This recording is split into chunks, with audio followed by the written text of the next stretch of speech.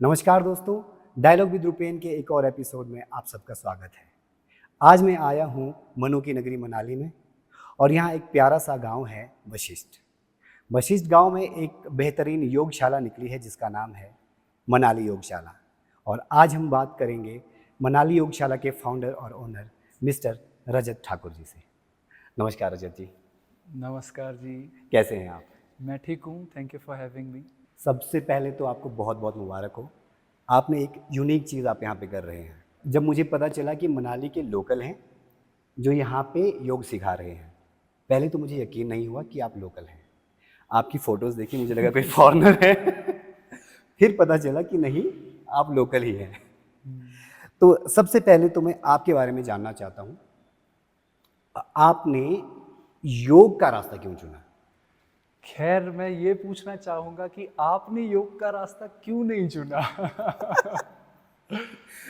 खैर, अगर देखो हम अपनी संस्कृति से जुड़ना चाहें जी, तो भारत के परंपरा का एक बहुत ही महत्वपूर्ण हिस्सा रहा है योग। बिल्कुल बिल्कुल। उसमें हमारा साहित्य भी जुड़ा है, कलाएं भी जुड़ी है, विज्ञान भी जुड़ा है। उससे वंचित रह गए तो फिर मतलब अपनी खेत की मूली नहीं खाई। नहीं, बिल्कुल सही बात है, मैं सहमत हूँ उस चीज़ से। लेकिन क्या है कि शायद हम लोगों पे जो हमारी अपनी चीज़ें हैं उनको भूलने की हमें आदत हो गई थी शायद। लेकिन पिछले कुछ समय से मुझे ऐसा लग रहा है शायद जो हम यूथ भी है थोड़ा सा वापस अपने कल्चर की तरफ जा रहे हैं। जो हमारी अच्छी चीज़ें हैं उनके बारे में हम ज़्यादा ध्यान देने लग गए हैं। जैसे एक इनमें से एक योग भी एक बहुत बड़ी चीज़ है। कहते हैं कि अ, अगर आप योग करते हैं तो आपके सारे रोग भी दूर हो जाते हैं। मैंने अब तक योग नहीं किया। बचपन में किया था जब स्कूल में जाते थे, सुबह प्रेयर होती थी तो फिर सबको योग, व्यायाम ये सब चीज़ें सिखाते थे। हाँ।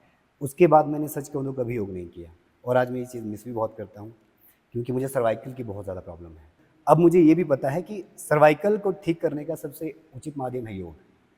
ऐसा मुझे एक डॉक्टर ने बताया है। क्या ये बात सही है? सही है, बिल्कुल, काफ़ी हद तक सही है। खैर देखो, उपचार किसी भी तरीके का हो सकता है। आप जी, यूनानी तरीके से ले सकते हो, एलोपैथिक तरीके से ले सकते हो, जी। आप फिजियोथेरेपिस्ट्स के पास जा सकते हो। बिल्कुल, बिल्कुल। योग की भी एक पद्धति है जिसको मेडिकल योगा बोलते हैं। ओके। पुणे में एक गुरुजी थे, आचार्य करण दीकर जी के नाम से। खैर अब वो हमारे बीच में नहीं है। जी, लेकिन luckily I was fortunate enough कि उनके डायरेक्ट डिसाइपल्स जो स्टूडेंट्स थे उनसे मैंने मेडिकल योगा की ट्रेनिंग की थी। जी।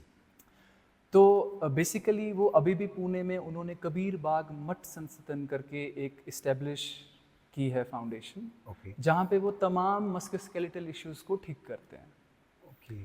और अभी मुझे नहीं लगता कि हिमाचल में ये पद्धति के बारे में लोग शायद नहीं जानते होंगे। जानते हैं जी, जी। या नहीं जानते हैं, क्योंकि except me I don't think कि अभी यहाँ पे कोई और प्रैक्टिशनर्स है मेडिकल योगा के। तो ये एक ओके। सम्मिश्रण था, क्योंकि योग तो खैर अध्यात्म के लिए है, खैर, जी, जी। लेकिन अध्यात्म का रास्ता जाता मन और शरीर की से ही होते हुए आगे आप निकलोगे। जी, जी। अगर शरीर रुग्ण हो गया, मन रुग्ण हो गया, जो अक्सर ऐसा होता है होता कि है। शरीर रोगी है, जी, हम तब योग के तरफ जाते हैं। बुराई नहीं है, देर सवेर होश आया, पता चला, शरीर का बोध तो हुआ कि कुछ गड़बड़ है, गड़बड़ है। जी, तो बहाने बहाने से हम योग से जुड़े किसी विकृति के कारण, किसी पैथोलॉजी के वजह से। हाँ जी। तो ये शारीरिक सुख तो रास्ते पे पड़ता हुआ सिर्फ एक फल है जो आप पिक करते हो, जो उठाते हो। जी, जाना आपको अध्यात्म के तरफ है। जी, जी, और बिल्कुल। बहुत से टीचर्स ऐसे, गुरुजी बहुत ऐसे रहे इतिहास में, जिन्होंने एक एक चीज़ों को, जैसे आसन को मास्टर किया, उस पे उन्होंने योगदान दिया, अपने अथक प्रयास से उन्होंने आसन को एक ऐसा रूप दिया कि हमें लगता है योग सिर्फ आसन है, सिर्फ शरीर से लेन देन है उसका। किसी ने प्राणायाम पे इतना काम किया कि हमें लगता है सिर्फ प्राण को एक आयाम देना, अपने श्वास प्रश्वास को एक गति देना, उसको डिसिप्लिन करना, उसको एक तरीके से आप लोगे छोड़ोगे, वो योग है। फिर बहुतों को लगता है कि मेडिटेशन ही सिर्फ योग है, लेकिन ये बहुत बड़ा एक सब्जेक्ट है, तो पूरा समुंदर है। बिल्कुल, आप बिल्कुल। कहीं से भी एक गोता मार के मोती चुनो या कण चुनो, कुछ भी चुनो, कंकर चुनो, कुछ ना कुछ आपके लिए ज़रूर है योग में। बिल्कुल, तो बिल्कुल। एक पद्धति रही मेडिकल योगा, जिसको संजीवन योगा के नाम से जाना गया। संजीवनी और योगा। मेडिकल योगा में आचार्य करण दीक्षिकर खुद एक डॉक्टर थे, तो उन्होंने एक पद्धति विकसित की जिसमें हम रोप्स, जो कि आप इधर योगशाला में भी देख सकते हो, दीवारों में रोप्स लगी हुई है, बेल्ट्स है, प्रॉप्स है, तो हम belts, props, ropes, stools, bench, pillow, bolster, जो भी आपके पास है, उसके इस्तेमाल से आप अपने सर्वाइकल स्पॉन्डिलोसिस को ठीक कैसे कर सकते हो, ऐसी एक उन्होंने पद्धति बनाई। तो पहले हमें समझना पड़ेगा कि शरीर क्या है। शरीर को विभाजित करते हैं अलग अलग ऑर्गन सिस्टम्स में।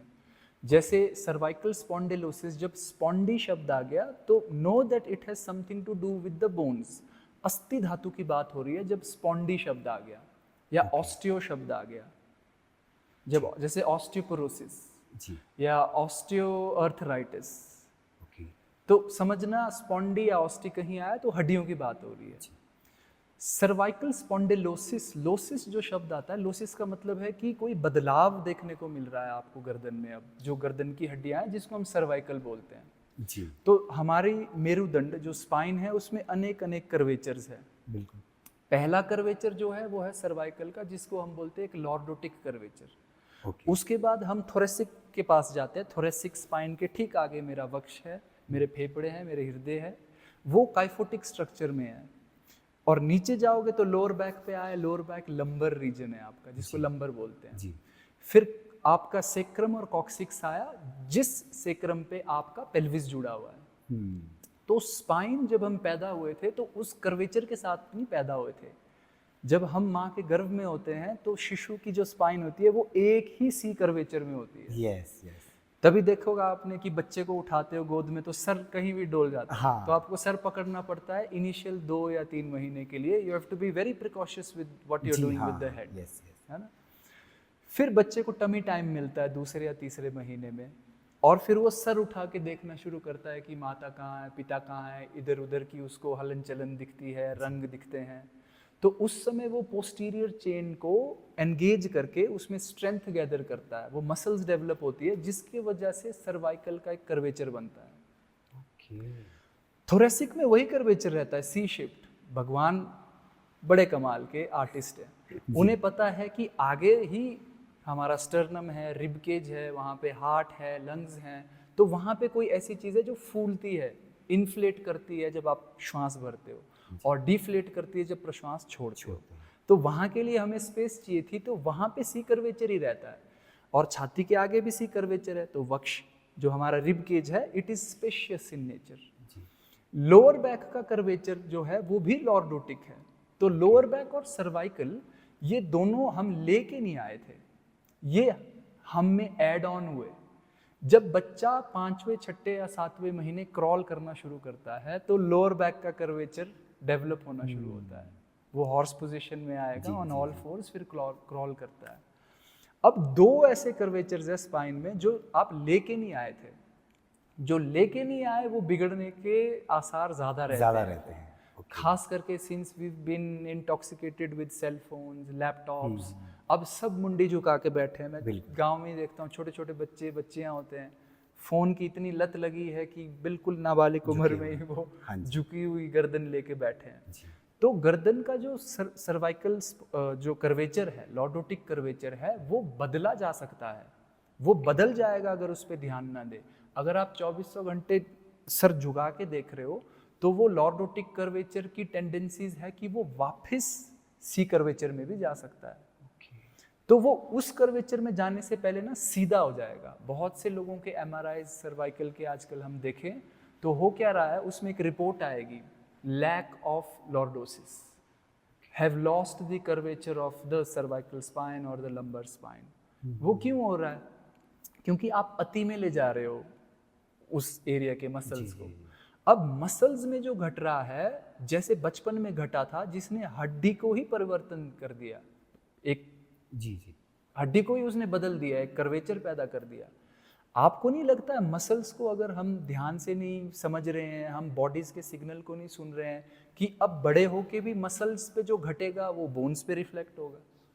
तो होगा क्या, हम 24 घंटे आगे देखेंगे तो गर्दन सीधी होनी है, और हमारी स्पाइन ना वर्टिब्रेस से बनी है। छोटी छोटी हड्डियां हैं। सर्वाइकल में 7 वर्टिब्रे है। हर वर्टिब्रे के बीच में एक डिस्क होती है, वो एक एवेस्कुलर टिश्यू है, एक शॉक ऑब्जर्वेंट जैसा है, जेली है उसके अंदर, आप ऐसा सोच लो। तो 2 डिस्क के बीच में एक इंटरवर्टिब्रल डिस्क है। जैसे ही स्पाइन सीधी होती है तो उन पे जो पड़ने वाला दबाव है वो डिस्क के लिए हानिकारक है, जिससे डिस्क हर्निएट हो सकती है। तो हमें पहले तो ध्यान देना है कि हो क्यों रहा है सर्वाइकल स्पॉन्डिलोसिस। एकमात्र रीजन है सेल फोन्स या गर्दन आगे झुका के आप देखते हो। मेरे पास एक व्यक्ति आता था, मैंने उनको बोला कि अभी तो चलो इनिशियल स्टेज है, क्योंकि स्टेज होती है हर बीमारी की, स्टेज 1, स्टेज 2, स्टेज 3। स्टेज 1 में वो एंटर हो चुके थे, इतना सीवियर नहीं था सर्वाइकल उनका। तो फिर मैंने बोला आप एक काम करो सर, आप जब घर जाते हो ना, रात को थोड़ी देर भोजन के बाद टहल लो और तारे देख लिया करो। तो उन्हें लगा पता नहीं क्या गोरख धंधा सिखा रहे हैं तारे क्यों देखने। उन्होंने वो किया नहीं। अच्छा, नहीं देखे तारे। तो महीने बाद जब आए तो बात उनकी वही दर्द की कि गर्दन में दर्द है। तो मैं समझ गया कि जो मैंने बोला था वो नहीं किया होगा। तो कहीं मंदिर की कंस्ट्रक्शन हो रही थी, तो मंदिर के ऊपर ना मदोर लगता है एक। जी हाँ। तो मंदिर के छत पे लगता है, बीच में एक रिज पोल जैसा होता है वो लकड़ी का। तो वो भाई साहब उधर 4-5 दिन से एंगेज्ड थे। अच्छा, काम फिर में वो थे। उसके बाद हफ्ते के बाद आते, फिर बोलते अब तो मेरे को गर्दन ठीक लगने लग गई है। तो फिर मेरे को लगा कि तारे देखे हैं भैया ने। I asked him कि तो बताएं ना। फिर बात होते होते उन्होंने रिवील किया कि मैं ऐसे ऐसे कहीं मंदिर की कंस्ट्रक्शन थी, वहाँ 4-5 दिन एंगेज था, भक्त व्यक्ति है। तो उन्होंने अब ऊपर तो नहीं चढ़े वो नीचे से उन्होंने देख देखा, रहे थे। वो देख देख के उन्होंने वो काउंटर बैलेंस किया। अच्छा। अब ज्यादातर लोअर बैक के इश्यूज क्यों है? क्योंकि आप आगे झुक रहे हो, आप पीछे नहीं जाते हो। यस। पीछे को स्पाइन हाइपर एक्सटेंड हो ही नहीं रही है, सिर्फ फ्लेक्शन में ही जा रही है आगे की तरफ। हम खेत में भी काम करते हैं, हिमाचली लोग बहुत एक्टिव है। Yes yes. हिमाचली लोग सारे खेत खलियान से जुड़े हुए हैं। बिल्कुल। तो खेत में भी झुक के काम हो झुकेंगे। रहा है। Yes yes. अब उस झुकने को हम काउंटर बैलेंस नहीं कर रहे हैं, क्योंकि स्पाइन का कर्वेचर लोअर बैक पे लंबर पे तो ऐसा था, लेकिन हम उसको उल्टा कर रहे हैं आगे झुक के। यस। और बहुत सी मसल्स भी आ जाती है, जैसे हैमस्ट्रिंग्स हैं, वो कुछ किसी तरीके से हमारे स्पाइन के साथ रिलेटेड है, क्योंकि हैमस्ट्रिंग्स सिट बोन से जुड़े हैं। सिट बोन पेल्विस का एक हिस्सा है, पेल्विस सेक्रम के थ्रू लंबर के साथ जुड़ी है, लोअर बैक के साथ जुड़ी है। तो अधिकांश लोगों के जो हैमस्ट्रिंग्स है वो टाइट है। उन टाइट हैमस्ट्रिंग के साथ जब आप फॉरवर्ड फोल्ड करते हो, आगे झुकते हो, तो लोअर बैक पे इफेक्ट पड़ता है। इसलिए अच्छा है कि घुटने मोड़ के आगे झुको, अगर झुकना है तो मेरुदंड को सीधा रखो। जिम वाले भी यही यूज करते हैं। जिम वाले अगर डेड लिफ्ट करते हैं, अगर हैमस्ट्रिंग टाइट होनी है क्योंकि मसल्स को हाइपरट्रॉफी की तरफ ले जा रहे हैं वो, तो पीठ सीधी रख के घुटने मोड़ के नीचे जाना है, क्योंकि हैमस्ट्रिंग्स ओरिजिनेट तो सिट बोन से हो रही है, इशियल ट्यूबरोसिटी बोलते हैं हम उसको, पर ओवरलैप घुटने के क्रीज को कर रही है वो पीछे से। तो अगर यहाँ से नहीं आप कर सकते हो तो नीचे वाला जॉइंट मोड़ दो। घुटना मोड़ना ज्यादा सेफ है रेदर देन लोअर बैक को मोड़ना, क्योंकि डिस्क जो पुश करेगी वो पोस्टीरियर यानी पीछे की तरफ, तो डिस्क पीछे की तरफ धकेलती है, और पीछे की तरफ आपकी स्पाइनल कॉर्ड भी है। यस। जो सेंट्रल नर्वस सिस्टम का हिस्सा है, और ज़्यादातर वो स्पाइनल कॉर्ड की इम्पिंजमेंट ही तो है। अगर नीचे की तरफ हुई तो हम बोलते हैं कि शाइटिका हो गई जी, अगर ऊपर की तरफ हो गई है तो सर्वाइकल में वो जो ऊपर जाने वाली आपकी इनर्वेशन है नर्व्स की, वो ट्रिगर हो रही है, वो शूटिंग पेन जो हो रही है उसको रेडिकुलोपैथी बोलते हैं। जब डिस्क हर्निएट होके पीछे नर्व्स को इम्पिंज करती है, और नर्व्स कहाँ से ऑरिजिनेट होती है? आपकी स्पाइनल कॉर्ड से, जो आपका सेंट्रल नर्वस सिस्टम है, which is connected to the brain. तो हम ये नहीं जानते कि जो हम कर रहे हैं, एक तो होश पूर्वक नहीं कर रहे हैं, शरीर का बोध ही नहीं है। खैर, शरीर का बोध हो तो ना, शरीर बड़ा इंटेलिजेंट है। शरीर आपको बताया जा रहा है कि सुन भैया, बस अभी रुक जा, सर उठा दे। हाँ। अभी आप बैठे हो, आपके पैर सो जाएगा तो आप बैठे रहोगे। आप अगर एक अच्छे कॉन्वर्सेशन के बीच में हो, ब्लैडर फुल है, प्रेशर बना हुआ है, अब दोस्त को भी नहीं बोल सकते कि मेरे को वॉशरूम जाना, आप you want to be in the midst of the conversation. तो हम शरीर को बड़ा टॉर्चर करते हैं। जो शरीर बताना चाह रहा है वो हम सुनते नहीं। Yes. So we don't respond to the signals that the body is constantly giving us. हमारा nervous system afferent efferent signals भेजता और छोड़ता है, दिमाग से शरीर, शरीर से दिमाग। लेकिन हमने शरीर के साथ ना एक दुश्मनी सी बना दी है कि एक we are not touched with the body, थोड़ी सी दूरी बन गई है। काफी लोग योग के नाम पे भी दूरी बना देते हैं, अच्छा। प्रताड़ित कर रहे हैं शरीर को। हम अपने सेक्स को भी एक्सेप्ट नहीं कर पाते हैं। हमेशा से एक टैबू रहा है सेक्स जैसा, अगर कोई टॉपिक आया तो हमें क्या लगा कि ये बेकार की चीज़ें, शुद्र चीज़ें हैं। सेक्स तो बहुत गिरी हुई चीज़ें हैं, पशु प्रकृति की है। तो हमें लगता है कि हमें ब्रह्मचर्य फॉलो करना है। और वहाँ पे क्या हुआ, मन बोल रहा है ब्रह्मचर्य फॉलो करना है, शरीर अपनी बायोलॉजी नहीं भूलता। यस, शरीर बायोलॉजी नहीं, शरीर बहुत इंटेलिजेंट है। भीतर से शरीर तो आया पशुओं के जगत से ही है। हाँ, योग के माध्यम से इंसान का शरीर मिला है तो मानव से महामानव की यात्रा भी हो सकती है। लेकिन हमें इतना तो समझ आए कि जिस चीज़ को छोड़ना है उससे जुड़ो तो सही पहले। हम उसी चीज़ को त्याग सकते हैं जिस चीज़ से पहले जुड़े हो। शरीर के साथ जुड़ा भी नहीं है। घड़ी देख के हम देखते हैं भूख लगी कि नहीं लगी। अरे पेट को पूछो भूखे हो कि नहीं हो, पता ही नहीं है भूख का हमें। तो शरीर से जुड़ने की एक कला है, वो आसनों से आती है।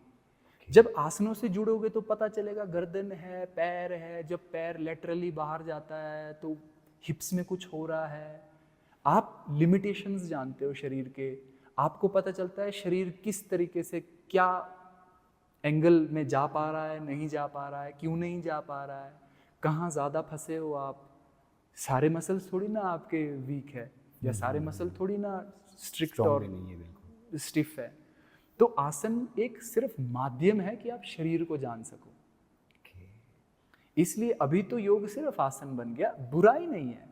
आसन आवश्यक हैं, आसन जरूरी है, लेकिन आसन के बाद फिर प्राणायाम के तरफ भी गोता लगाना है। प्राण को समझेंगे तो मन को समझेंगे, फिर प्रत्याहार, धारणा, ध्यान। जाना समाधि के तरफ ही है। समाधान का समाधान समाधि ही है, उसके अतिरिक्त कुछ नहीं है। बस बीच में रुकना नहीं है। तो जब मैंने कहा कि सर्वाइकल स्पॉन्डिलोसिस हो गया, तब कोई व्यक्ति आ रहा है योग के लिए, बुराई नहीं है। कहीं ना कहीं तो शुरू हुआ ना। सफरिंग से अगर एनलाइटनमेंट मिलती है तो ठीक ही सही, सफरिंग का बहाना ही सही। हाँ, लेकिन सारी सफरिंग आपके साथ हो ये भी अनिवार्य नहीं है। अगर हम सिद्धार्थ गौतम को देखें तो he did not die, he was not sick, he was not having a disease. But जब वो अपने किंगडम से बाहर जाते हैं, राजपाट से बाहर जाते हैं, तो वो देखते हैं कि एक लाश जा रही है 4 कंधों पे। वो देखते हैं कि एक को कोढ़ है, लेप्रेसी हो गई है। वो देखते हैं एक बुढ़ा हो गया है, और वो अपने मंत्री से यही पूछते हैं कि क्या मैं भी मरूंगा एक दिन। बस इतना मात्र उन्होंने हाँ कहा और वो तर गए, वो निकल गए रास्ते पे।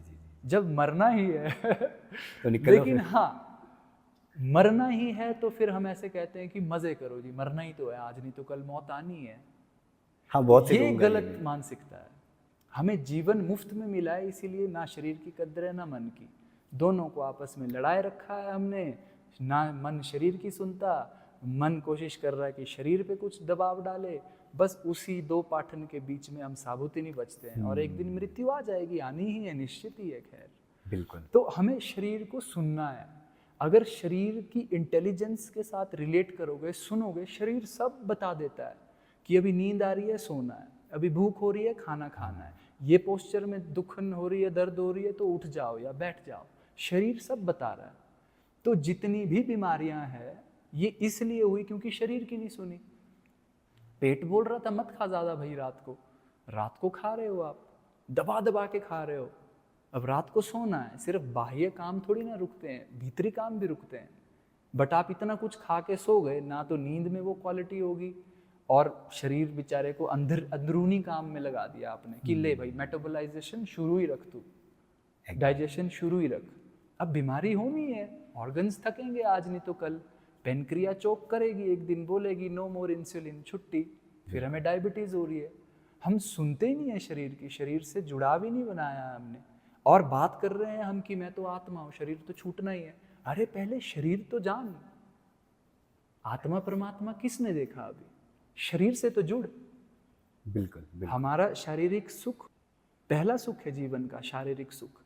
उसके बाद वो एक कविता थी, बोलते ना कि शरीर की काया, जेब में माया, सुलक्षण नर या नारी, पुत्र आज्ञकारी या पुत्री आज्ञकारी, राज में पासा, स्वदेश में वासा, संतोषी जीवन, जीवन के साथ सुख। पहला सुख क्या है? शरीर की काया। बीमार आदमी से पूछो कभी आईसीयू में जाओ कि क्या चाहिए, वो नहीं बोलेगा कि जॉब लग जाए या ऐसा हो जाए या बेटी की शादी हो जाए। वो पूरा जिंदा तो रहूं, ठीक हो जाए, शादी देखने के लिए जीवित तो रहूं। जी जी।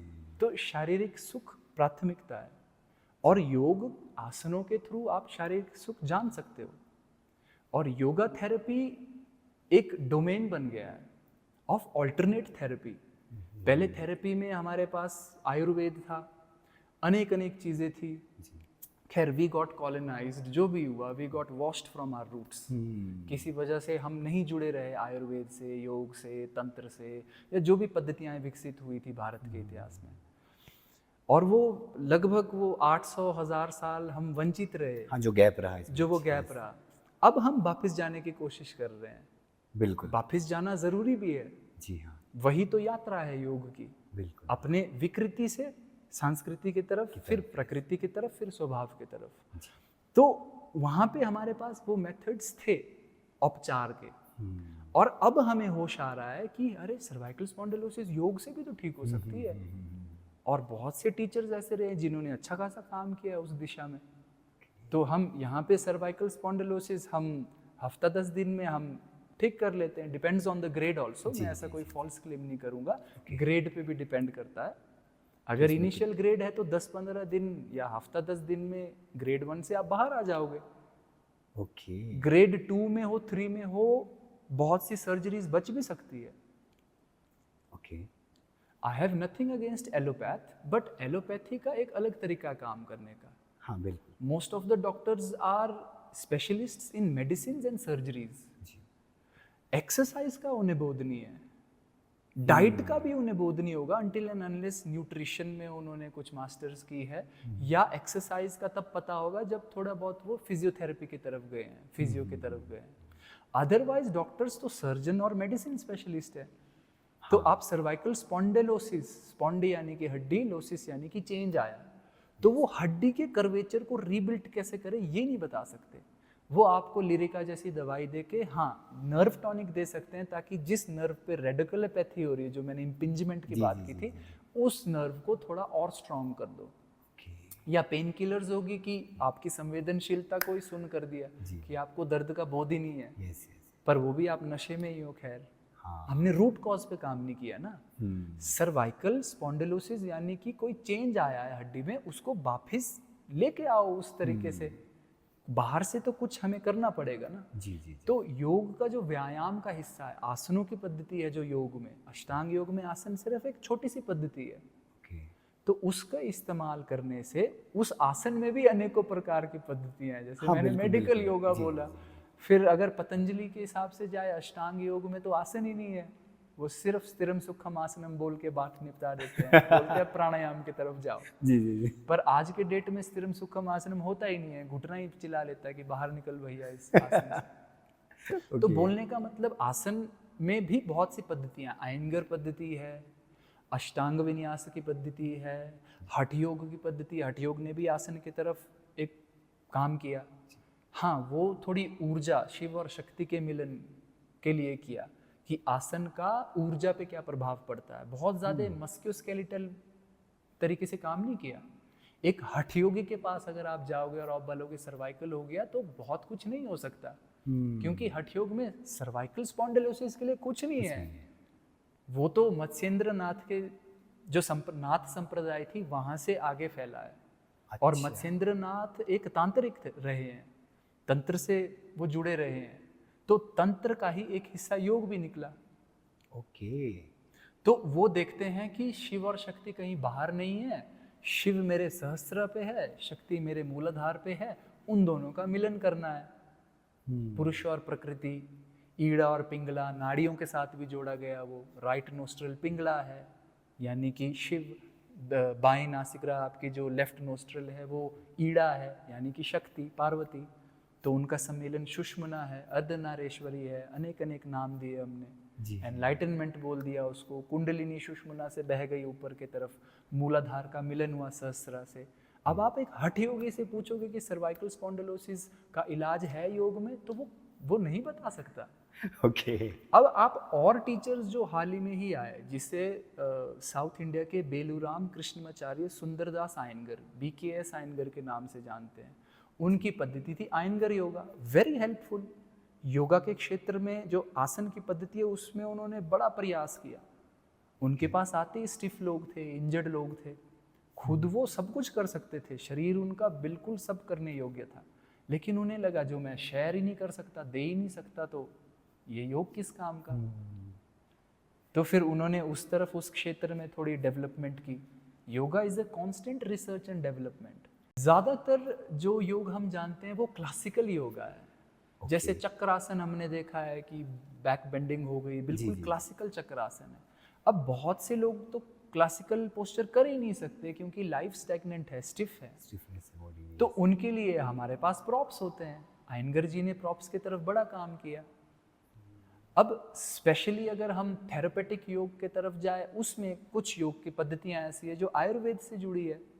कुछ योग की पद्धतियां, जैसे कि मैंने मेडिकल योगा बोली, वो इस तरीके से काम करती है कि हम आपका एक्सरे पढ़ेंगे, MRI पढ़ेंगे, उसके हिसाब से हम रूट कॉज देखेंगे, फिर बताएंगे, फिर उसके हिसाब से आप we will tailor the therapy around your pain. Okay. मतलब फिर अंधेरे में तीर मारने वाली बात नहीं है कि कुछ भी कंधे में करवा दर्द दिया। है, टीचर्स कुछ भी बता देंगे कि ये कर दो, 10 चीजें बता दी। अब 10 में से कोई एक चीज काम भी कर जाएगी, बट टीचर को कोई आइडिया नहीं है कि क्या काम कर गई। हो सकता है 10 में से एक चीज बैकफायर भी कर सकती थी। अब टीचर को भी आइडिया नहीं है कि क्या बैकफायर कर गई। मुझे उम्मीद है जितनी भी आपने बातें बताई है ये बीमारी के बारे में, जो मुझे बहुत ज़्यादा है, सर्वाइकल, ऐसे बहुत से लोग होंगे शायद, तो उनको काफ़ी अच्छी जानकारी मिल जाएगी इस चीज़ से। तो यहाँ से थोड़ा सा आगे बढ़ता हूँ मैं, थोड़ा सा पर्सनल आपके बारे में जानना है। मैंने शुरू में ही कहा था कि आप योग में कैसे चले गए, आप थोड़ा सा बता सकते हैं कि कैसे आप सोचा आपने कि मुझे योग सीखना है, योगा टीचर बनना है। खैर, लगाव तो बचपन से ही बना क्योंकि मेरे माताजी घर पे योग करते हैं। अच्छा। उनको भी कुछ दिक्कत रही जिसके कारण उन्होंने भी जीवन भर योग को अपनाया। वही बात आई कि किसी दिक्कत की वजह से हम योग के लिए जाते हैं, जी, लेकिन जी। फिर उसको और आगे बढ़ाना हमारा काम है। जी। तो उसके वजह से वो करते थे योग। मैं जब सुबह उठता था तो मैं देखता था योग घर पे ही हो रहा है, वही हमारे खेत की मूली है योग। और ओके। हमने नहीं खाई तो फिर क्या फायदा। बिल्कुल, बिल्कुल। तो माताजी के तरफ से भी एक वो लगाव रहा, और पिछला कोई प्रारब्ध ही समझो कि इस तरफ रुचि बनी कि मैं इसी तरफ चल निकला। ओके, तो आपने इसकी फर्दर एजुकेशन कहाँ से ली? काफ़ी जगह भ्रमण हुआ, मैं आश्रमों में रहा, शैव आश्रमों में। मैं दिल्ली, ऋषिकेश, केरला, अगर स्पीति जाना हुआ तो वहाँ जो बुद्धिस्ट मॉन्क्स हैं, स्वामी जी हैं, कोई बाबा जी मिल गए, तो ज्ञान हर जगह ही है। पूरा भारत भ्रमण किया आपने। तो जहाँ भी मौका मिला मैं जाता गया, मैं सीखता रहा, अलग अलग पद्धतियों में गया, अलग अलग मेथडोलॉजीज देखे, चाहे शिवानंदा योग हो, हठ योग हो, अष्टांग हो, विन्यासा हो, जितने भी तरीके के योग है सब में गया, सीखा। यही मेरा सवाल था। अभी आपने बता ही दिया कि योग बहुत तरह का हो सकता है, तो थोड़ा सा एक्सप्लेन कर दीजिए हमारे लिए। प्राथमिक चरण पे योग आए तो शिव से था। शिव ने अनेकों अनेक तरीके के ज्ञान से लेके विज्ञान, ध्यान तक पार्वती माँ को दी। चाहे उसमें भारत का तंत्र शास्त्र हो, चाहे भारत का उसमें नाच गाना गीत रीतियाँ हो, चाहे योग हो, चाहे भोग भी हो, चाहे संभोग भी हो, जी, जी। आए तो शिव से ही था सब। तो शिव से जो परंपरा बाहर निकली वो थी हठ योग। इसमें ह या हकार यानी कि सूर्य, ओके। ठ यानी कि चंद्रमा, ह ठ, ये हठ नहीं है, जिद वाला हठ नहीं है कि मैं तो हट्टी बनूंगा। रुगण कर दोगे शरीर को, वही शरीर और मन लड़ना शुरू कर देता है। हमें लगता है कि हठ से करना है, हठ से कुछ नहीं होगा, हठ से सिर्फ स्वयं की क्षति हो सकती है और कुछ नहीं। तो हकार और ठकार जब एक हो जाए, जब वो मूलाधार की ऊर्जा सहस्त्रा तक पहुंच के एक हो गई, जब वो ईड़ा पिंगला यिन एंड यांग वो जब एक हुआ, वो आपके भीतर का स्त्रैण और जो शिव स्वरूप है, जो कंटेंट और कॉन्शियसनेस है, वो एक हुई। ह और ठ का सम्मेलन ही हठ योग बनता है। तो हठ योग नाथ संप्रदाय में काफी समय तक नाथ संप्रदाय ने संभाला रखा। फिर वहां से अनेक अनेक संप्रदाय निकली। अगर आप वेदांत में जाओगे, वो कुछ अलग तरीके का है। अद्वैत वेदांत आदि शंकराचार्य जी का। अगर आप तंत्र को समझो तो मैं मानता हूं कि योग भी एक तरीके से तंत्र से इंटरट्वाइंड था, क्योंकि मत्स्येंद्र नाथ जो एक बहुत बड़े नाम है हठ योग के, वो कहीं ना कहीं से तंत्र कौल संप्रदायों से भी जुड़े हुए थे, जो तंत्र की संप्रदाय थी। फिर वहां से गोरक्षनाथ के पास पहुंचा योग, जो उन्हीं के ही आगे डायरेक्ट डिसाइपल थे। गोरक्षनाथ से आगे गया, और ऐसे ऐसे करके बहुत से विकसित हुए मेथड्स, बहुत सी ऐसे ब्रांचेस। जैसे एक ट्री का मेन बार्क रहता है ना, फिर the stems will branch out, वैसे अनेक अनेक योग आए। फिर कृष्णमाचार्य जी एक बहुत बड़े नाम थे, जिनके 2 डायरेक्ट डिसाइपल्स थे, एक BKS आयनगर और एक पताबी जोश जी। तो एक तरफ से आयनगर योग डेवलप हुआ, आयनगर जी ने जो किया, दूसरे तरफ अष्टांग विन्यासा, जो ज्यादातर योग हम देखते हैं जो वेस्ट को ज्यादा गया, वो भारत से बाहर ज्यादा गया, क्योंकि देखने में काफी एस्थेटिक था। देखने में ऐसा था कि वाह, ये भी शरीर कर सकता है। तो अनेक अनेक पद्धतियां विकसित होते गई। मान लो मैं एक टीचर हूं, अगर मेरी रुचि आयुर्वेद की तरफ रही तो मैं भी कुछ दे के जाऊंगा। खैर, मैं देने वाला कौन होता हूँ, माटी का गढ़ा हूँ, मेरे से जो आया वो गुरुओं का ही आया। लेकिन हर व्यक्ति कुछ ना कुछ साथ में लेके आता है, कुछ संस्कार अपने साथ रखता है जी, कुछ उसके अपने तौर तरीके आचरणों से, तो कुछ उस में कंट्रीब्यूशन हो ही जाती है, योगदान हो ही जाती है जी। तो ऐसे ऐसे लोग योगदान करते चले गए, गुरुजी करते चले गए, जो भी टीचर्स थे, ऋषि मुनि थे, ऐसे करके अनेक अनेक योग विकसित हुए।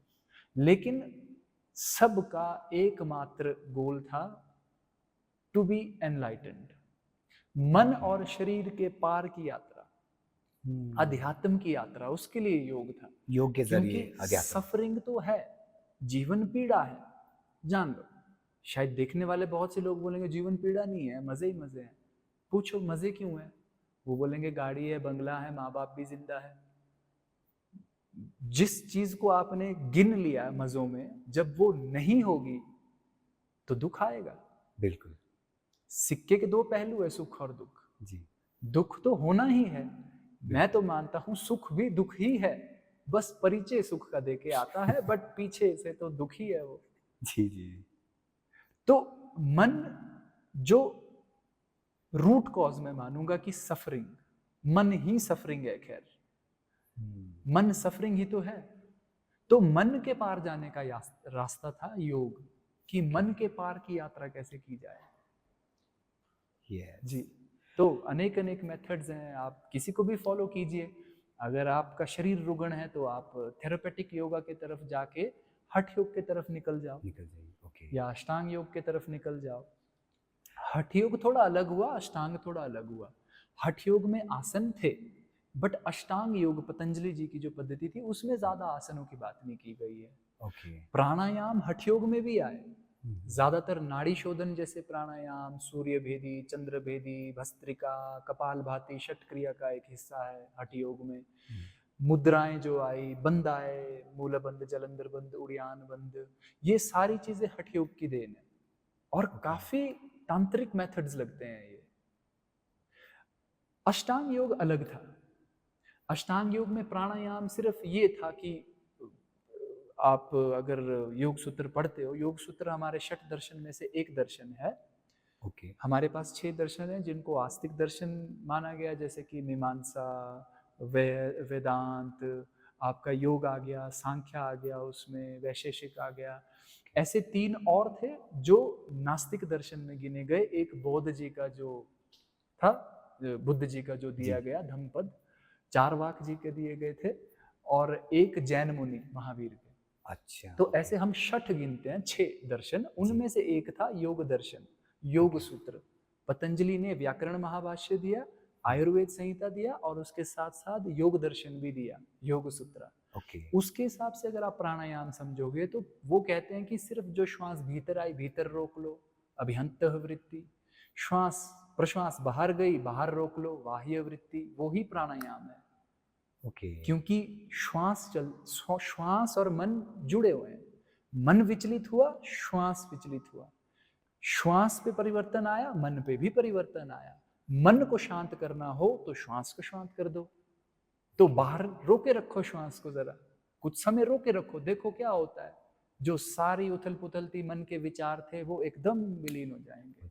यस। तो पतंजलि बोल रहे हैं योग चित्त वृत्ति निरोध, चित्त की जो वृत्तियां हैं उसको निरोध में उनको कैसे हम सीज करें, कैसे रोक सकते हैं उनको। Control is not the right word, control में ग्रसणी पैदा होती है। वो रास्ता दे रहे हैं कि हम यम नियम आसन प्राणायाम प्रत्याहार धारणा और ध्यान का कैसा इस्तेमाल कर सकें, कैसे इस अष्ट अंग पे हम चल के खरे उतरें और समाधि की यात्रा कर सकें। ओके। यात्रा समाधि की तरफ ही हो रही है। हठ योग भी वही कर रहा है, ये अष्टांग योग भी वही कर रहा है। मेरे मानने से दो जो मेन पद्धतियां हैं वो है हठ और अष्टांग। ओके। पुरानी अगर देखें तो हठ योगी है, हाँ, लेकिन अब बहुत से मेथड्स विकसित हुए हैं, लेकिन हमें देखना है अडल्ट्रेशन भी ना हो। अब बाहर ऐसी ऐसी योगा हो रही है, गोट योगा, बियर योगा, न्यूड योगा, है ना, तरह तरह की जी योगा। जी जी जी। तो ऐसी we live in a society where we are bombarded with information now. मेरे को याद है मेरे समय पे अगर मेरे को कुछ चीज पढ़नी होती थी तो मेरे स्कूल में एक लाइब्रेरी थी। उस लाइब्रेरी में 4 सेक्शन होते थे। 4 सेक्शन में से एक सेक्शन में एक शेल्फ पे एक किताब में एक पन्ने में एक पैराग्राफ होगा उस टॉपिक के ऊपर जो मेरे को जानना है। लेकिन आज के डेट में आपको उस एक टॉपिक के ऊपर एक पूरी लाइब्रेरी की इंफॉर्मेशन मिल जाएगी। चैलेंज ये है कि फिल्टर कहाँ लगाना है, इससे ज्यादा नहीं चाहिए, ये सार है, ये आसार है, इसको बाहर निकालो। तो बहुत सी चीजें ऐसे भी जुड़ी जो आसार है योग में, बहुत सी ऐसी चीजें हैं जो हमारे काम की है ही ना। या मैं ये भी कह सकता हूं कि हो सकती है हमारे काम की है, लेकिन हम वहां पहुंचे ही नहीं है कि लग रहा है ये मेरे काम की है। जैसे अगर आप सर्वाइकल स्पॉन्डिलोसिस के लिए योगा करना चाहते हो और मैं आपको कराऊं प्राणायाम, मैं आपको कराऊं कुछ ऐसी विधियां जो आपको समाधि की तरफ ले जा रही है, आप बोलोगे पहले ये तो ठीक कर यस, दो। ये तो ठीक होना चाहिए। तो जी जी। आपको समझना है कि योग करना क्यों चाहते हो। प्राथमिक प्रश्न स्वयं से ये है कि योग के तरफ रुचि बनी है, चाहे दर्द के वजह से, कष्टों के वजह से, या जो भी हो, अध्यात्म में रुचि है, पहले पूछो तो सही क्यों करना है। If we know why we'll know exactly how. आपकी मास्टरी किस चीज में एग्जैक्टली? आपने बताया इतनी तरह का है योग, तो मुझे आपकी I'm मास्टरी not a जानना है। master in anything। नहीं फिर भी खुद को मास्टर बोलना तो नहीं, चलिए मुझसे गलती हो गई, मैंने थोड़ा गलत लफ्ज इस्तेमाल कर दिया। मास्टरी हो ही नहीं लेकिन जिस चीज़ के बारे में आपने सीखा है और जो अभी जो आपकी योगशाला है, यहाँ पे जो चीज़ आप सिखा रहे हैं वो क्या है एग्जैक्टली? खैर हमारे जनरल सेशंस होते हैं सुबह, जिसमें हम आसन प्राणायाम और ध्यान की कुछ विधियां करते हैं। उसके अलावा I am open for therapy sessions. जैसे लोग थेरेपी के लिए आते हैं, चाहे वो मानसिक तौर की थेरेपी चाहिए या शारीरिक, कुछ भी हो सकता है। डायबिटीज है, माइग्रेन है, सर्वाइकल स्पॉन्डिलोसिस, साइटिका है, लंबर स्लिप डिस्क है, एग्जेजरेटेड काइफोटिक स्ट्रक्चर है, डिसअलाइनमेंट है शरीर का, एडेसिव कैप्सुलाइटिस है, कोई भी शारीरिक बीमारी हो तो उसके लिए आई एम ओपन। तो हाँ, मैं योग को थेरेपी के तौर पे भी देता हूँ, मैं योग को उस तरीके से भी ले जा रहा हूँ कि हम उस पार जा सकें। तो आप अध्यात्म की बात कर रहे थे जी, तो मतलब आप अध्यात्म में आपकी रुचि है और आप उसी तरफ अग्रसर हैं।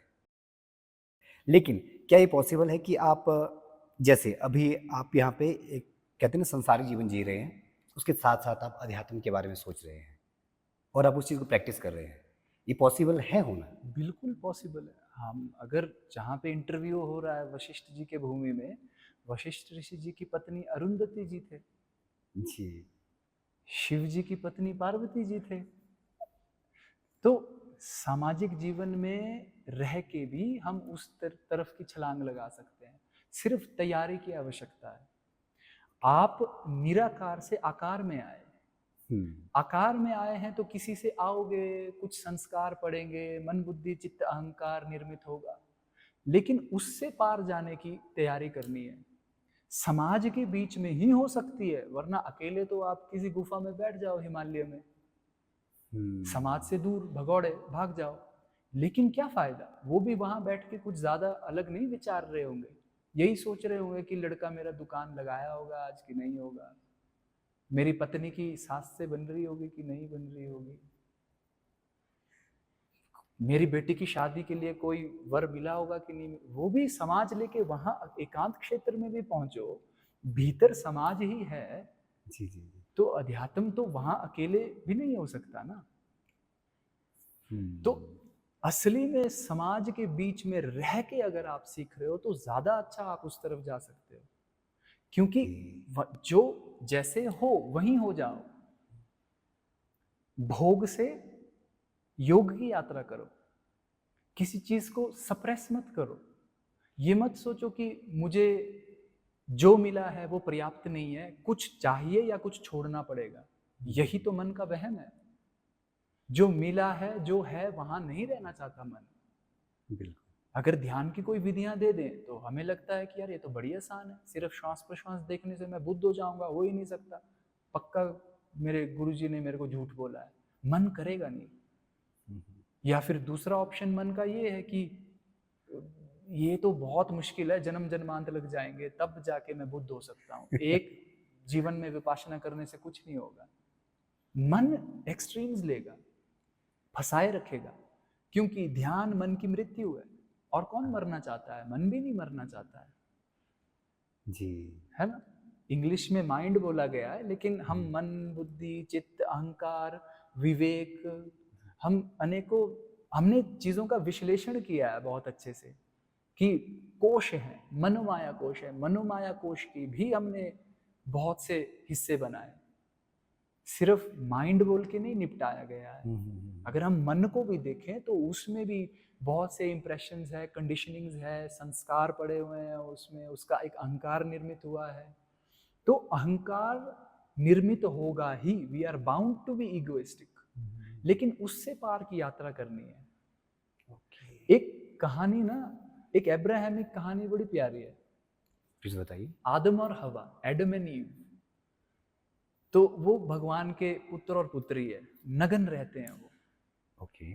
तो उनको बोला जाता है, एक सर्प आता है, सर्प बोलता है कि ये ना ट्री ऑफ नॉलेज है, ट्री ऑफ नॉलेज से फल मत खाना, बाकी इस गार्डन में जो कोई भी फल है तुम खा सकते हो। ओके। अब मन की प्रकृति है, जो चीज निषेध है वो वहीं जाना चाहता है। तो वो सेब का पेड़ था, वो ट्री ऑफ नॉलेज, तो वो उसको तोड़ के खा जाते हैं। फिर अचानक से उनको पता चलता है कि हम तो नगन है, हमारे पास तो लिंग और योनि है, हम में क्रोध है, हम में ईर्ष्या है, वो सब भाव जगना शुरू हो जाता है। ओके। ये काफी हद तक हमारे साथ भी तो हो ही रहा है। जब हमारा निर्माण हुआ, जब हम शिशु थे, क्या हम में अहंकार था? बिल्कुल नहीं। नहीं था। हम में क्रोध भी था, एंगर वॉज देयर, लेकिन क्या क्रोध गलत है फिर? वरना हम बच्चे को बाहर निकाल देंगे तो गुस्सा करता है। हाँ, जब बच्चा गुस्सा करता है तो पूर्णतः गुस्सा करता है, उसके बाद उसमें कुछ शेष भी नहीं रह जाएगा गुस्से का। दूसरी बार उसी व्यक्ति को वो नई दृष्टि से देखता है, हमारे तरह खुंदक से भरी नजरों से नहीं देखेगा। तो क्या क्रोध बुरा है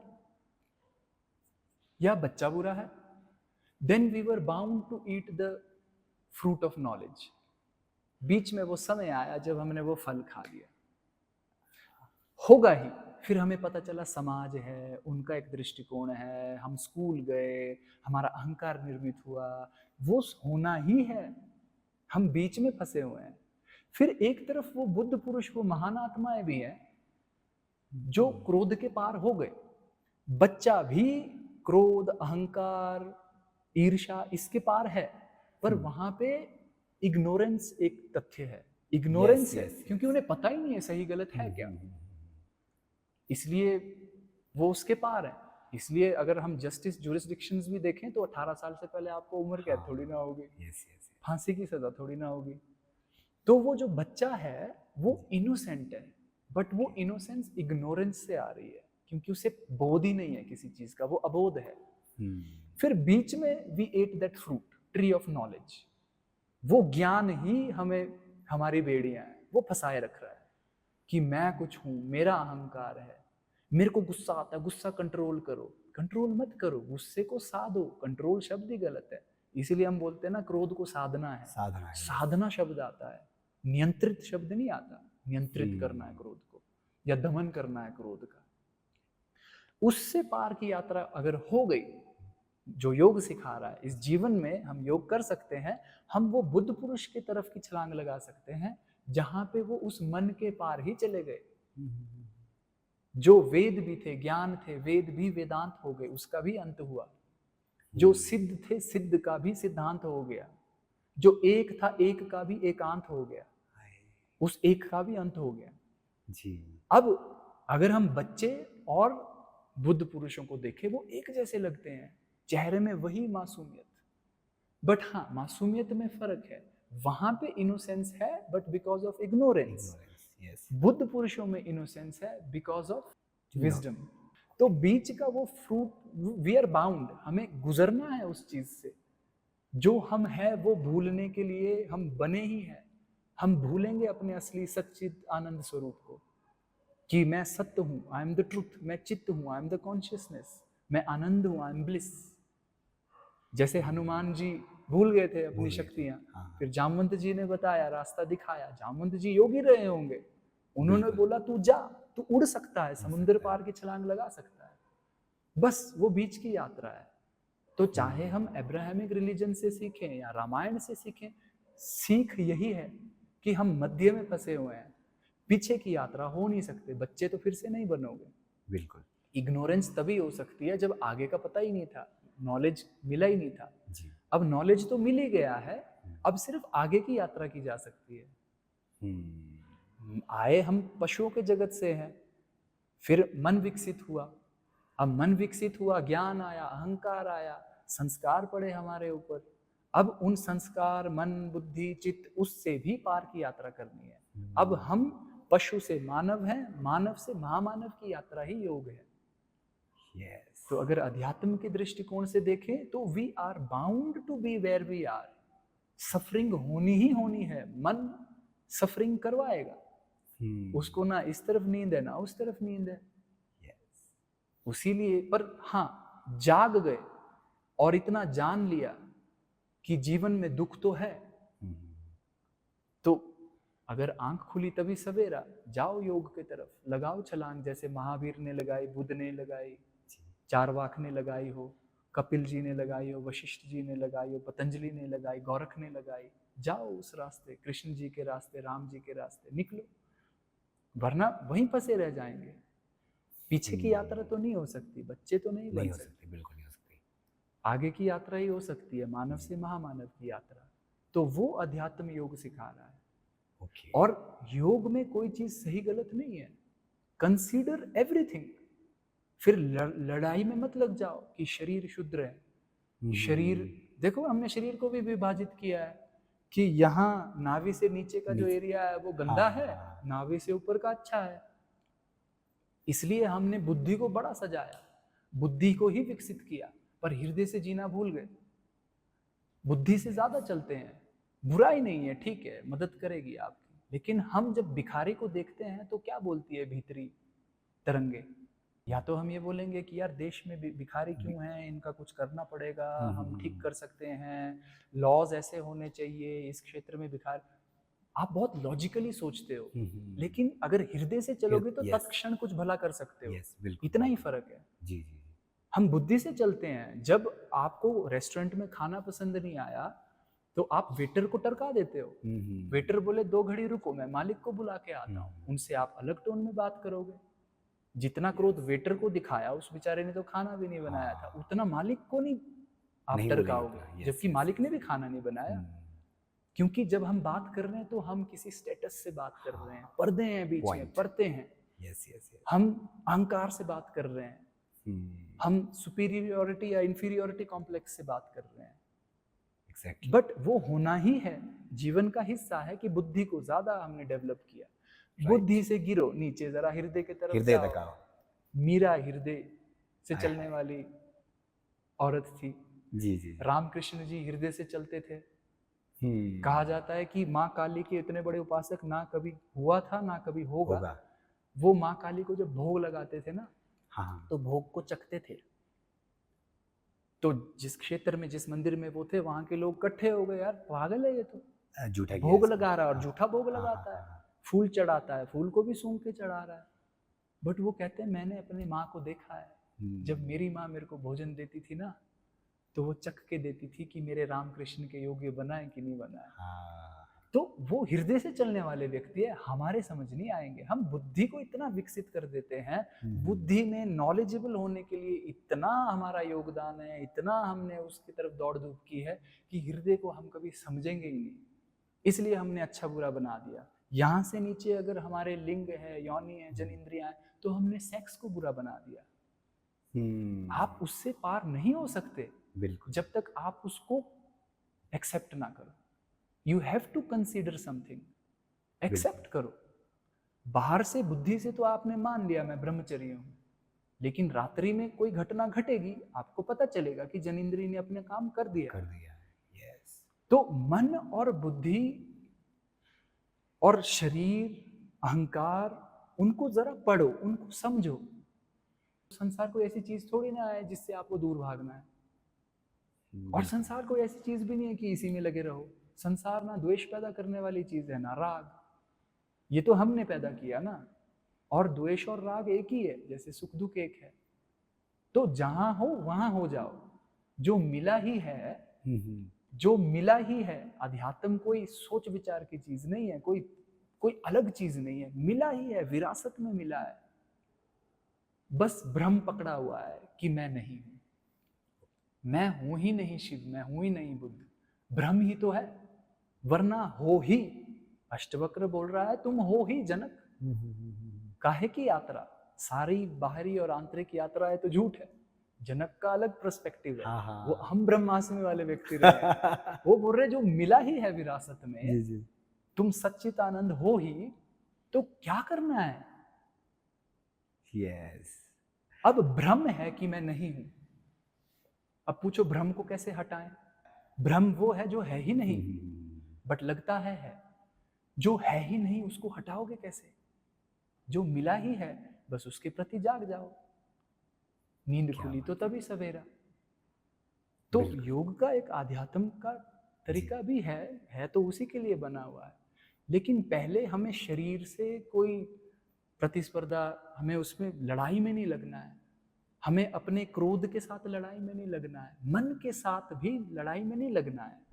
मन फसाद है, जड़ है दुख सुख का। तो मन को दमन करके थोड़ी ना मन के पार जाया जा सकता है। बहुत से लोग योगशाला आते हैं, सर एंजाइटी है।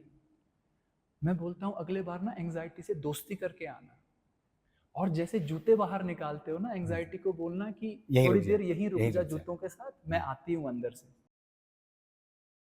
आप एंजाइटी को दुश्मन बना के रखोगे तो वो आपकी बात सुनने नहीं वाला है। आप अगर भीतर आ रहे हो हॉल के, आप अगर मैत्री भाव रख रहे हो एंजाइटी के प्रति, आप सिर्फ एक मित्र को ही बोल सकते हो कि तू बाहर रुक, मैं भीतर क्लास लगा के आता हूं। इसलिए एक दुश्मनी नहीं पैदा करनी है अपने विकारों से भी। एंजाइटी है, डिप्रेशन है, उनसे दुश्मनी नहीं करनी है, उनको देखने की कला, देखने की आंख विकसित करो। इतनी बात तो निश्चित है, जो चीज देखी जा रही है वो देखने वाले से विभिन्न है। मैं आपको देख पा रहा हूं तो आप हो, मैं देखने वाला हूं। बिल्कुल। अगर आप एंजाइटी देख सकते हो तो इतनी बात तो निश्चित होगी ना कि आप एंजाइटी नहीं हो। यही तो योग है, दृष्टा भाव जगाओ। अगर आप कोई चीज देख सकते हो, श्वास प्रश्वास अगर देख सकते हो, तो आप यहां तक पहुंचा सकते हो इस बात को कि मैं देखने वाला हूं, तो श्वास प्रश्वास मैं नहीं हूं। यानी कि श्वास प्रश्वास से मैं नहीं हूं। अगर श्वास प्रश्वास रुक भी जाए तो देखने वाला श्वास प्रश्वास से अलग है, क्योंकि जो देखा जा रहा है वो एक ऑब्जेक्ट है, जो देख रहा है वो सब्जेक्ट है। सब्जेक्ट ऑब्जेक्ट अलग है। तो एंजाइटी को देखने की एक कला है, उसको देखो, उससे दुश्मनी मत बनाओ। जैसे कि आपने बोला काफी बार एंजाइटी जीवन में आई, जैसे गांव के लोग होते हैं उन्हें पता ही नहीं होता एंजाइटी क्या है, उससे बाहर निकल जाते हैं, वो जैसे तैसे भी निकले, निकल जाते बट उनको दवाइयां लेने की आवश्यकता ही नहीं पड़ी, यस निकल ही गए। चलो होश से निकले ये मैं नहीं बोलता, बट निकल ही गए। कोई भी चीज, सारी चीजें जिंदगी में क्षण भंगुर है, अभी खत्म हो जाएगी, चाहे वो सुख हो, दुख हो, एंजाइटी हो, या फिर आपकी वीरता। अभी है, अभी नहीं हो जाएगा, गुजर तो जाएगा सब कुछ, बट देखो उन चीजों को गुजरते हुए, आते हुए, जाते हुए। उनसे अगर दुश्मनी मोल दी तब वो और ज्यादा प्रकोप, क्योंकि दुश्मन को ये नहीं बोल सकते कि तू बाहर रुक मैं भीतर जाता हूँ, वो तो बोलेगा मजाल तेरी, मैं तेरे साथ ही भीतर आऊंगा। तो देखना शुरू करो। और कुछ एक रीजंस हैं कि क्यों है एंजाइटी, शहरों में ज्यादा, गांव में कम क्यों? जी क्योंकि बात फिर से मन की है। जो हमारा मन है, it is the product of the past, भूतकाल का निर्मित हुआ एक प्रोडक्ट है वो। ओके क्योंकि अगर इतिहास हो ही ना तो आप हो कौन, आपको ज्ञात ही नहीं है। आप सारी भाषाएं भूल गए, सारे रिश्ते नाते भूल गए, दूसरों से छोड़ो खुद से भी रिश्ता नहीं बनाया अभी। तो शहरों में क्या हो रहा है कि mind is the product of the past. Okay अब वहां जिंदगी इतनी फास्ट पेस है ना कि सब चीजें बदली जा रही है। माइंड कोशिश कर रहा है कि जो नया है उसके प्रति अडॉप्ट करे, अपने आप को कूप अप करे। माइंड कोशिश कर रहा है कि उस हालात को समझे और उसके साथ जरा वो तालमेल बिठाए। जी लेकिन जैसे ही वो तालमेल बिठाता है वो नया पुराना हो जाता है। अब मन फिर से विचलित है कि कुछ नया आने वाला है, टेक्नोलॉजी अगले 1 घंटे के बाद बदलेगी, स्टॉक मार्केट चढ़ने वाला है, गिरने वाला है। तो वो एंजाइटी का एक रीजन बन जाता है, क्योंकि मन इतिहास का एक पुतला है जहां पे भविष्य का कुछ पता ही ना हो। मन बड़ा विचलित है। मन है इतिहास का निर्मित किया गया, लेकिन कोशिश करता है वो कल में जीने की। हाँ यही तो एंजाइटी है वो इतिहास का तथ्य, लेकिन कल को वो प्रिडिक्ट करना चाह रहा है, फोरकास्ट करना चाह रहा है। यही तो एंजाइटी है। और जब कल जो फोरकास्ट किया वैसा हुआ ही नहीं, क्योंकि एकदम चीजें बदल रही है शहरों में, तो एंजाइटी तो होगी। फिर वही एंशियस लोग जब गांव में आते हैं या प्रकृति के पास जाते हैं, या जहां लाइफ काफी हद तक स्टैग्नेंट है, सुबह उठे, दाल चावल खाए, खेत गए, घर आए, सो गए, वहां पे लाइफ स्टैग्नेंट है ना। कोई इंस्टेंट चेंज नहीं हो रहा है, कोई परिवर्तन नहीं हो रहा है, एकदम कुछ कोई घटना नहीं घट रही है, तो वहां पे एंजाइटीज है ही नहीं। तो मन को समझो, मन को देखो, आप पार चले जाओगे। अगर मन ही एंजाइटी है, मन ही फसाद है, तो मन को देख रहे हो तो इतनी बात तो निश्चित हो जाएगी कि देखने वाला जो चीज दिख रहा है उससे अलग है। तो मन से पार भी जाया जा सकता है, ये योग सिखाता है। मन से पार जाने की विधियां हैं, एक तरीका है, जाया जा सकता है, बट देखने की एक कला है। देखने वाला देखी गई चीज से अलग है। इसलिए चारवाक अगर आप पढ़ो, चारवाक का जो शास्त्र था, हाँ जी हाँ जी चारवाक बोलता है कि there is no such thing as self knowledge. आत्मज्ञान हो ही नहीं सकता है। जैसे इस कमरे में प्रकाश है, प्रकाश कैमराज में बजा, दीवार में बजा, मूर्ति पे बजा, तो वहां से जो रिफ्लेक्शन आई वो मेरे को ये बोध दे रही है कि प्रकाश है। अगर सारे ऑब्जेक्ट्स हटा दिए जाए और सिर्फ प्रकाश हो, तो फिर हमें पता ही नहीं होगा कि प्रकाश है या अंधकार, क्योंकि कोई ऑब्जेक्ट ही नहीं है जो लाइट को रिफ्लेक्ट करे। आप लाइट पहले नहीं देख रहे हो, आप ऑब्जेक्ट से जो लाइट रिफ्लेक्ट हो रही है उसको देख रहे हो। बिल्कुल। तो चारवाक बोल रहा है जब ऑब्जेक्ट ही नहीं रहा, लास्ट में जो रहा उसको बताने वाला कौन है कि ये आत्मा है। सही। आत्मा को कौन बताएगा कि वो आत्मा है? ऑब्जर्वर को कौन बताएगा कि यू आर दी ऑब्जर्व्ड? अगर आप ऑब्जर्वर को भी बोले यू आर बीइंग ऑब्जर्व्ड, इसका मतलब उस ऑब्जर्वर से भी पीछे कुछ है, कोई है। यस। तो एक जगह जहां सिर्फ रोशनी है, रोशनी है या नहीं आपको पता ही नहीं है, because there are no external objects to reflect that light back. इसलिए चारवाक, हम सोचे ना कि नास्तिक शास्त्र में चारवाक को डाला, उनको इतना क्यों मानते हैं? क्योंकि तार्किक थे, इंटेलेक्ट इतनी तेज धार का तर्क वितर्क था उनका कि आप चारवाक पढ़ोगे तो वो सिर्फ एक it's just a speck in our history. हमारे पास इतने शास्त्र, हमारे पास वेद, वेदांत, पुराण, उपनिषद, इतना कुछ है हमारे पास। चारवाक सिर्फ एक है, उसमें से एक किताब, एक व्यक्ति। हमें पता ही नहीं है हिंदुत्व क्या है और वो क्या पोटेंशियल रखता है हिंदुत्व। हम सिर्फ भगवत गीता जानते हैं। हिंदुत्व की बात हुई तो भगवत गीता से सब अवगत है। लेकिन हम किसी और तरीके के शास्त्र में जाएंगे तो आपको लगेगा यही तरीका है। आप योग सूत्र पढ़ोगे, आपको लगेगा यही तरीका है। आप कुछ और पढ़ोगे, अद्वैत वेदांत पढ़ोगे, आपको लगेगा यही तरीका है। बिल्कुल बिल्कुल। एक ना बड़ी प्यारी रील देखी मैंने आपकी, और मुझे जानने को मिला जो मुझे पता ही नहीं था बोन्स के बारे में, कि हमारे हाथों में और पैरों में शायद 106 हड्डियां हैं पूरी शरीर में से। मैं सही कह रहा हूँ शायद? जी जी ठीक। हाँ, मुझे वो बात पता ही नहीं थी, कल मुझे पता चली जब मैंने वो रील देखी आपकी। थोड़ा सा और जान देने इसके बारे में जानना चाहता हूँ मैं जी। तो सिर्फ 106 इन 2-4 जगह पे ही है, तो बाकी में सिर्फ 100? जी, बहुत अच्छा स्टैंड है। मतलब योग का रास्ता यहीं से, प्राथमिक चरण यही है कि जो मिला है पहले उसे तो जानो, शरीर को। शरीर से शुरू करो, अन्न माया कोश, प्राण माया कोश, मनोमाया कोश, विज्ञान माया कोश, फिर आत्मा परमात्मा की यात्रा हो सकती है, बट उसी चीज का इस्तेमाल करके जो आपके पास है। इसलिए योगशाला में भी अगर मैं पढ़ाता हूँ तो मैं एक एनाटॉमिकल पर्सपेक्टिव से पढ़ाता हूँ, ताकि हमें शरीर रचना, शरीर विज्ञान के बारे में नॉलेज हो, ज्ञान हो, कि शरीर जो मिला है हमारे पास, जो हमने इकट्ठा किया हुआ है भोजन खा के, प्राण अपने भीतर रख के, तो वो शरीर है क्या। तो शरीर में अनेक अनेक धातु हैं, रस, रक्त, मांस, मेद, अस्थि, मज्जा, शुक्र। उसमें से एक धातु है अस्थि धातु, जो हमारी हड्डियां हैं। तो हड्डियों का एक अपना तंत्र है।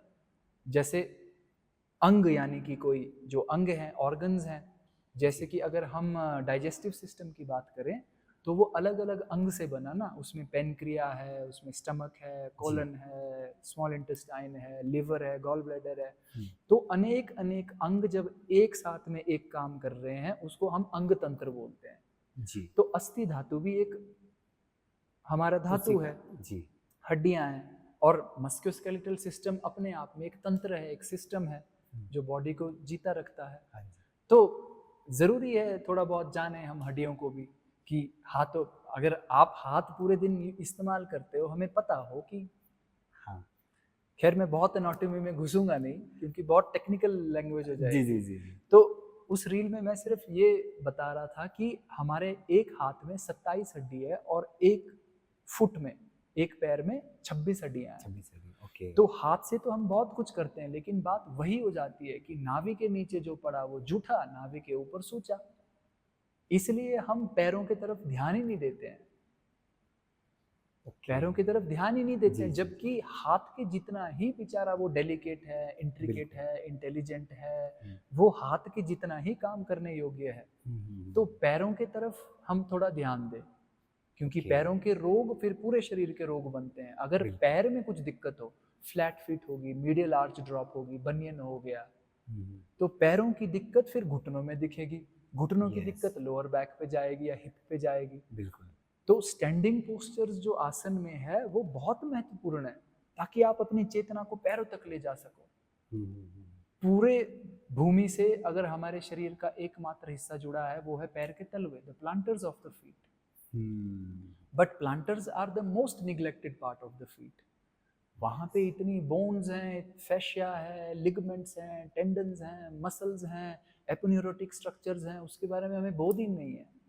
तो पहले पैर को तो जाने, परमात्मा को जानेंगे उसके अभी पैर का ही नहीं पता है हमें, और हम बात अध्यात्म की करते हैं। इसलिए अच्छा है योग से जुड़े हो तो सीधे चक्रों के बारे में बात ना करो, सीधे आत्मा के बारे में बात ना करो, शरीर को जानो पहले। इसलिए अष्टांग योग की जो पद्धति है वो शरीर से, स्थूल से मन के पार जाने की विधि है, यानी कि स्थूल से सूक्ष्म की यात्रा, ग्रॉस टू सटल।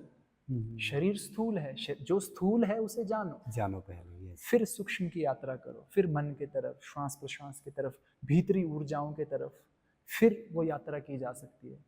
तो आप अक्सर मेरे को देखोगे कि सोशल मीडिया में मैं एनाटॉमी की बहुत बातें कर रहा हूँ, जी जी तो उस तरीके की अक्सर बात होनी भी चाहिए, क्योंकि बिल्कुल। शरीर आपका एकमात्र घर है। बिल्कुल बिल्कुल मान लो मैं आपके घर आया जी रुपेंद्र जी, और मैं पूछता हूँ कि वॉशरूम कहाँ है, आप बोलोगे मुझे नहीं पता। मैं बोलूँ गर्मी हो रही है, पंखा कहाँ चलाना, कुल्लू में गर्मी बहुत होती है, आप बोलो मेरे को नहीं पता स्विच कौन सा है, बात बनेगी? आपके घर में जाऊंगा, आपको अपने घर का अता पता होना जी चाहिए ना जी भैया, जी हाँ आपको पता ही नहीं है। तो ऐसी हमारी हालत है कि शरीर का पता पता ही ही नहीं नहीं है। है हाँ खैर मैं ये नहीं बोल रहा अब हम हड्डियां गिनना शुरू कर दें कि कितनी हड्डी कहाँ है, वो तो सिर्फ एक तथ्य है शरीर जी का। जी नहीं ऐसे ऐसे अनेक चीजें हैं, चीजें हैं और बिल्कुल हमें बोध उनका तब होता है जब उसको कोई रुग्णता पकड़ती है। एग्जैक्टली सर्वाइकल शब्द का तभी पता चलता है जब उसकी कोई रुग्णता पकड़ती जी है। जी जी जी लेकिन थोड़ा बहुत हमें पता होना चाहिए, थोड़ा बहुत हम्म, बायोमैकेनिक्स हमें पता होना चाहिए शरीर जी के जी बारे में, कि शरीर है तो लीवर कहाँ है, पेनक्रिया किधर है। थोड़ा बहुत तो आइडिया हो ना कि यहाँ दर्द बिल्कुल हो रही है बिल्कुल तो लीवर में हो रही है कि पेट में हो हाँ रही जी है। पता होना चाहिए हाथ कहीं रख दो, थोड़ा बहुत, मैं नहीं बोल रहा डॉक्टर बन जाओ, बट थोड़ा बहुत पता होना चाहिए। थोड़ा थोड़ा शरीर पता को होना जानने चाहिए में समय लगाना चाहिए, जी क्योंकि शरीर से ही हम मन को जान सकते हैं। मन बिल्कुल शरीर एक ही है। The body is the mind becoming gross, the mind is the body becoming subtle, both are the same. तो दोनों को जानना है, जैसे कि मैंने बोला जो जान सकते हो वही जानने वाले से विभिन्न हो सकता है। हम ऐसे ही वैराग्य नहीं ले सकते शरीर और मन से, और जानने के लिए मैत्री भाव चाहिए। तो बिल्कुल anatomy is a good thing, पढ़ो शरीर रचना के बारे ओके में। रजत भाई क्योंकि आप योग सिखाते हैं और मैं ये चाहता हूँ कि आप थोड़ा सा हमें ये बताएं कि रोज़मर्रा की ज़िंदगी में अपने शरीर को स्वस्थ रखने के लिए हम योग में जो आसान चीज़ें हैं वो हम क्या क्या कर सकते हैं। ऐसा कुछ कि हमें बहुत ज़्यादा सीखने की ज़रूरत ना हो। मैं हर दिन सुबह उठूं तो मैं ऐसा क्या कर सकता हूं जो मेरे शरीर को स्वस्थ रखे, जी इसके बारे में थोड़ा सा खैर, बताइए। पहली चीज तो मैं ये कहूँगा कि अच्छा है कि कोई टीचर मिले या गुरु मिले तो बेटर उनके है वो छपर छाँव में सीखोगे तो अच्छा, जी because they will meet you where you are in your journey. Right क्योंकि वन साइज फिट्स ऑल नहीं हो सकता। एक मोटे व्यक्ति के लिए योग अलग होगा, एक रुग्ण व्यक्ति के लिए अलग होगा, जो सिर्फ अध्यात्म के लिए कर रहा है उसके लिए अलग अलग होगा।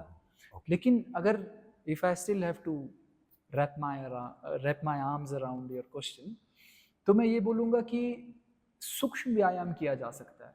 जैसे आप अपने शरीर के मेजर जो जॉइंट्स हैं उनको रोटेट करो। ओके रिस्ट की रोटेशन, एल्बो की रोटेशन हो गई, हिप की रोटेशन, एंकल्स की रोटेशन, नीज की रोटेशन, ओके वो एक चीज़ है सूक्ष्म व्यायाम। अपने जॉइंट्स को हिलाओ डुलाओ।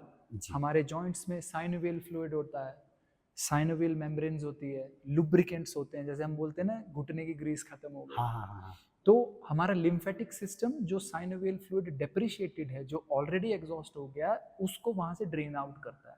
ओके और उसको एक्टिव रखने के लिए हमें मूवमेंट चाहिए। बिल्कुल मूवमेंट इज नेसेसरी। पहली चीज है कि आप मूवमेंट दो बॉडी को। ओके जैसे कि पैरों के तरफ के हमारे ब्लड वेसल्स ज्यादा थिक होते हैं, दिमाग और मस्तिष्क के तरफ जो हमारे ब्लड वेसल्स है वो पतले हैं। तो अक्सर हमें क्या करना है कि नीचे का जो खून है वो ऊपर पहुंचाना है। अब हृदय तो सिर्फ पंप करता है, खींचता नहीं है, वो सिर्फ पुश कर सकता है, वो सक नहीं कर सकता। यस तो जब आप व्यायाम करते हो उससे हमारे जो वेन्स हैं, वेन्स और आर्टरीज अलग है। आर्टरीज हृदय से ऑक्सीजनाइज्ड ब्लड ऑर्गन्स तक ले जा रहा है, मसल्स तक ले जा रहा है।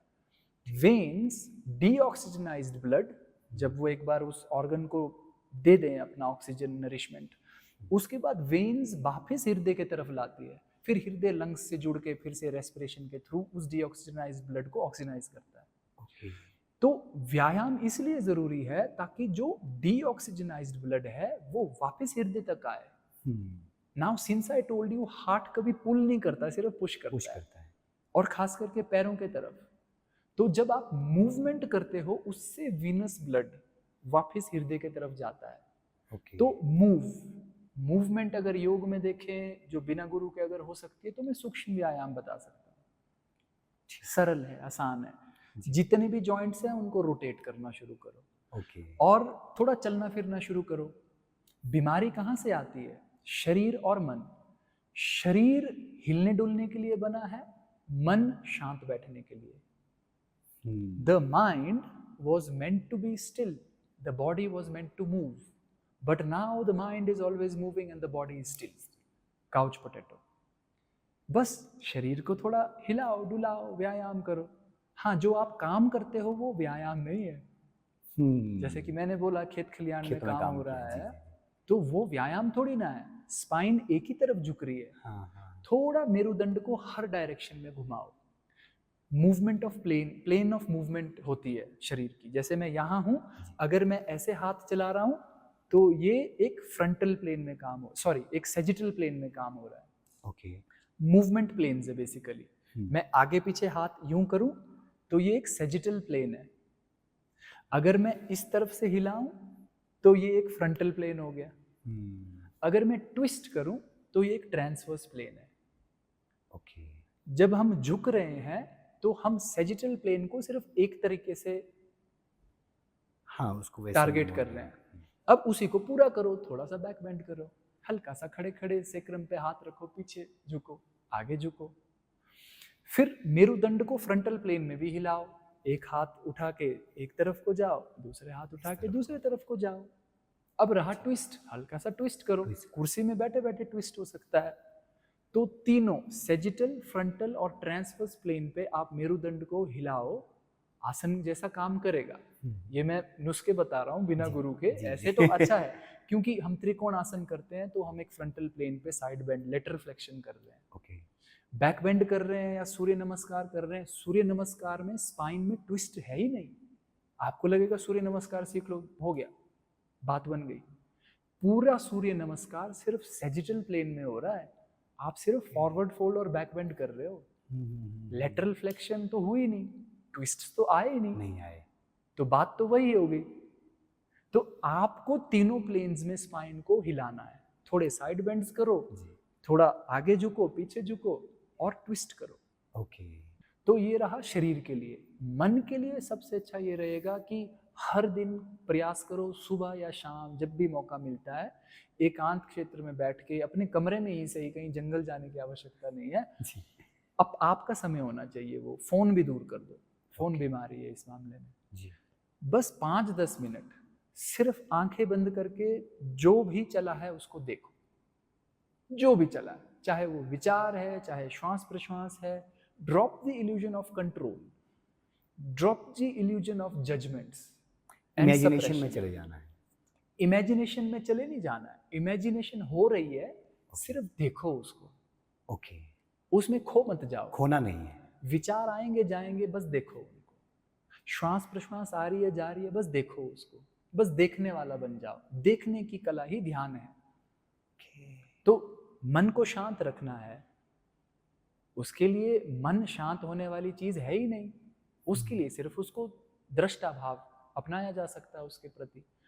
तो ध्यान का सबसे सरल तरीका है कि जो घट रहा है उसको बिना दमन किए या उसको सही गलत समझते हुए हमको सिर्फ देखना है। उसको देखना है, ना वो सही है ना वो गलत है, ना वो ऊंची कोटि का है ना नीची कोटि का है, ना उसको दमन करना है ना प्रकट करना है, बस देखना है, ना उसको नियंत्रित करना है। तो ये चीजें, अगर इफ आई समराइज एवरीथिंग, सूक्ष्म व्यायाम, सारे मेजर जॉइंट्स की रोटेशन, स्पाइन को आपको तीनों प्लेन्स पे मूव करना है जी। और तीसरा कि जो भी घट रहा है आंख बंद करके 5-10 मिनट देखना है। हाँ, लगा विचारों में इतने खो गए कि देखने वाला पता ही नहीं चला कि कहाँ था, पीछे छूट गया। जब ये बोध आए तो फिर से देखने वाला बन जाओ। देखो, एक श्वास आई, एक प्रश्वास गई, एक विचार आया, एक विचार गए, बस वो आवागमन देखते चले जाओ। आनापान सति योग। जो आ रहा है श्वास उसको देखो, जो जा रहा है उसको देखो, जो विचार आ रहा है जो जा रहा है देखो। बट बहुत अटैच मत हो जाओ कि ये गलत है, सही है, मेरा है, तेरा है। कोई दबाव नहीं डालना है खुद पे। वो फिर एक ध्यान की कड़ी जुड़ेगी उसके साथ, वो एक धारणा बनेगी, फिर धारणा ध्यान में विकसित होगा। तो ये कुछ चीज़ है जो व्यूअर्स कर सकते हैं घर बैठ के। रजत भाई, आपसे बात करके ना बहुत मज़ा आ रहा है और मुझे पता है कि बहुत ज़्यादा वक्त मैंने आपका ले लिया है, और मुझे ये लगता है कि आपसे, आपके साथ जो मेरी वार्तालाप हुई है ये बस एक इंट्रोडक्शन है। मुझे फिर से आपके पास आना पड़ेगा। आपका जो इतना सारा नॉलेज है इस चीज़ के बारे में, इसको और ज़्यादा मैं भी जानना चाहता हूँ। जी ज़रूर, my doors are open to you. मैं थैंक यू सो मच, आपने इतना वक़्त दिया। बहुत बहुत धन्यवाद।